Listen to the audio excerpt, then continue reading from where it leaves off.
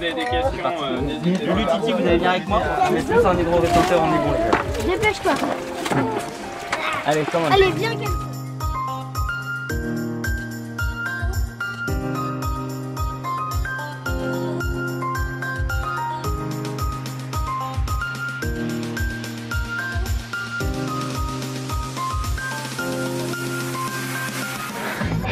Salut les amis, c'est Thibaut de l'association Calédocline. On se retrouve aujourd'hui sur le domaine de Neva pour la plantation de 500 arbres de forêt sèche endémiques en partenariat avec le MV Lounge Nouméa, avec la pépinière Mango et avec le comité ambassadeur NC et Miss et Mister JNC qui sont juste derrière nous.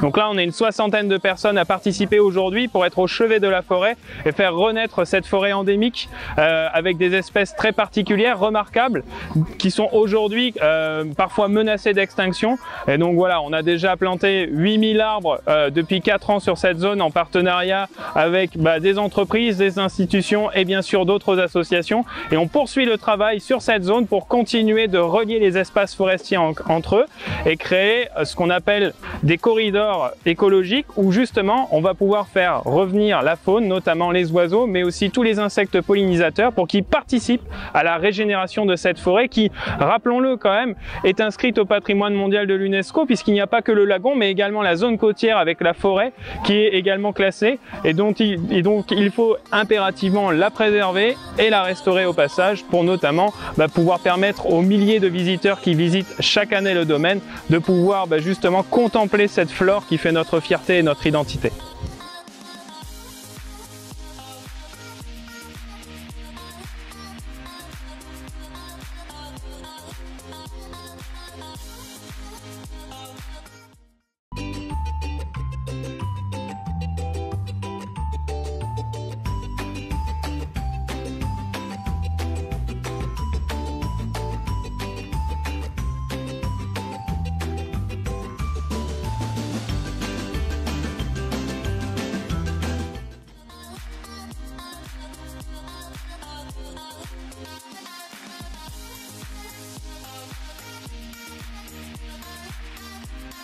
Parmi les individus qu'on va planter aujourd'hui, on a justement des espèces qui sont classées sur liste rouge de l'UICN, l'Union internationale pour la conservation de la nature, qui justement a fait une liste des espèces menacées d'extinction mondiale. Et donc là, on retrouve certaines espèces qui aujourd'hui sont menacées de disparition. Et donc c'est pour ça qu'il est très important de mener le plus d'actions possible pour préserver, pour créer en fait des mini-conservatoires un petit peu partout, afin d'être certain que si demain il y a une catastrophe écologique, on puisse avoir la certitude de pouvoir préserver certaines espèces qui par la suite pourront constituer une ressource importante, notamment pourquoi pas pour le développement économique, parce que rappelons-le, une grande partie des espèces locales sont endémiques uniques au monde. Il y a encore très peu de recherches scientifiques sur ces espèces et il est possible de trouver pourquoi pas des molécules qui peuvent être utilisées dans le cadre de l'industrie pharmaceutique.